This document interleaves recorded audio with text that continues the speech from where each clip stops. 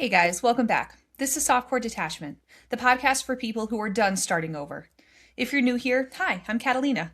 I'm a strength coach and nutrition educator, and this show is about building a strong body, a regulated nervous system, and a plan that doesn't fall apart every time life throws you a curveball.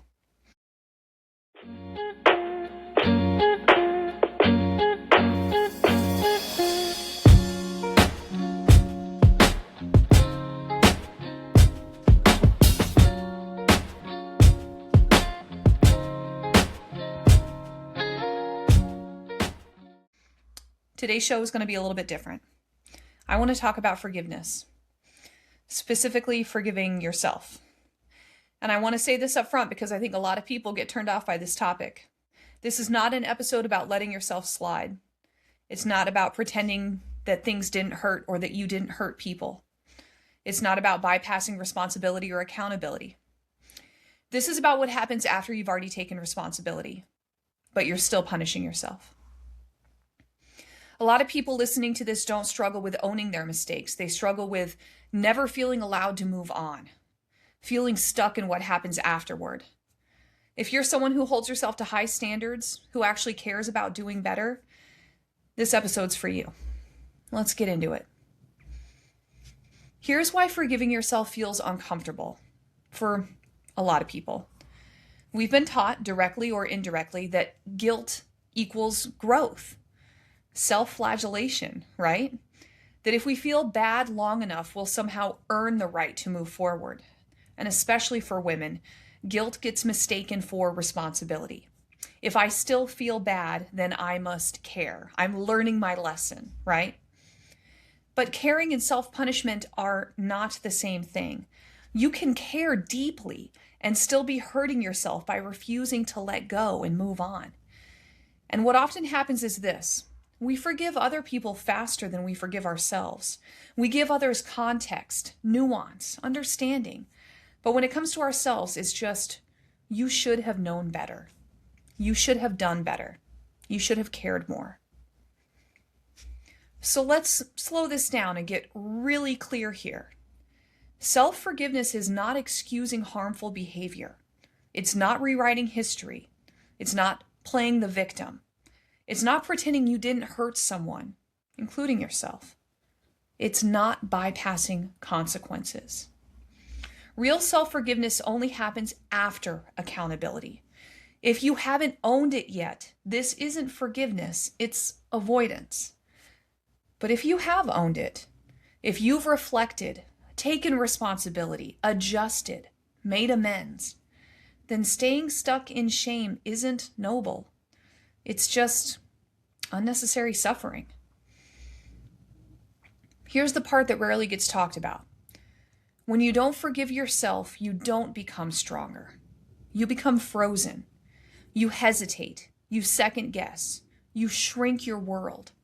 You stop trusting yourself to make decisions because you're afraid of confirming the story that you already believe about yourself. Bronx show.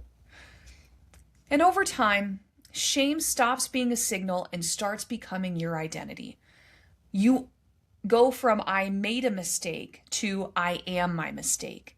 This is who I am. And once shame becomes your identity, growth slows way down. Not because you don't want to change, but because change feels unsafe. Because if you change, you have to forgive yourself.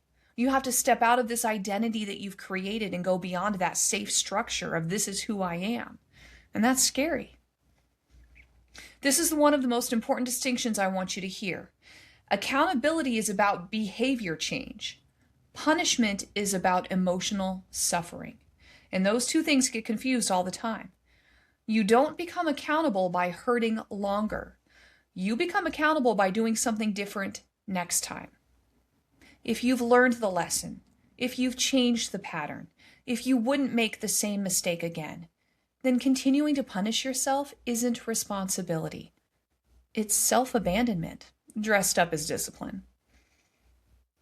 So here's a framework you can return to, not perfectly, but honestly. Let's go through this together. Number one, you got to name it. You got to say what happened clearly without dramatizing it and without minimizing it. No, I'm the worst person alive, and no, it wasn't a big deal. Just, this is what happened. Number 2, you got to own it. This is where responsibility lives. You got to take responsibility for what you did and who you hurt, including yourself. No excuses. There might have been reasons, but no excuses. Just ownership. Number 3, extract the lesson. Ask, what did this teach me about my needs and my boundaries? Maybe your blind spots as well. If there's no lesson, forgiveness becomes shallow. Think about that. Number 4, change the behavior. This is the most important part. Otherwise, there's really no purpose here. Forgiveness without behavior change is avoidance. But behavior change without forgiveness becomes punishment. You can't have one without the other. All right, I take it back. I rescind. This is actually the most important part because this is where we get stuck. Number 5, you got to release that identity. And I'm going to say this part twice. You are not the worst thing you've ever done. You are not the worst thing you've ever done. You are a person who made a mistake. And hopefully you learned something. Forgiveness doesn't erase the lesson. It just frees you from repeating it. I also want to normalize something here. Forgiving yourself isn't just a one-time decision.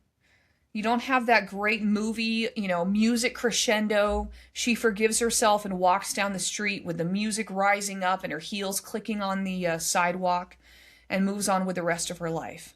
That girl's going to wake up in 2 days feeling like crap again, and she feels like she has to start all over.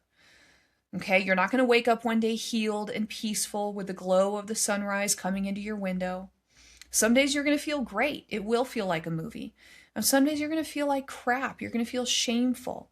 And it's all going to come rushing back to you. That doesn't mean you're failing. It's a cycle. It's a process. It's a practice.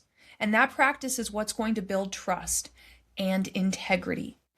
So keep doing it. You do not become a better version of yourself by hating the one who survived, by hating the previous versions of yourself that are building this new version. You do not become a better version of yourself by hating yourself. I really want you to think about that. Growth doesn't come from punishment. It comes from honesty, repair, and forward momentum. And if you're listening to this and thinking I should be further along by now, that's not a signal to shame yourself. It's a signal to forgive yourself and keep building, brick by brick. Now, this is a short episode this week, and for that I apologize, but I needed to say this to myself and to anybody who happens to be listening. Thank you for being here with me. I'm Catalina. This is Softcore Detachment, and I'll see you next week.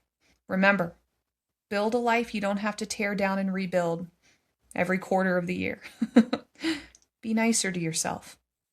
Hold yourself accountable.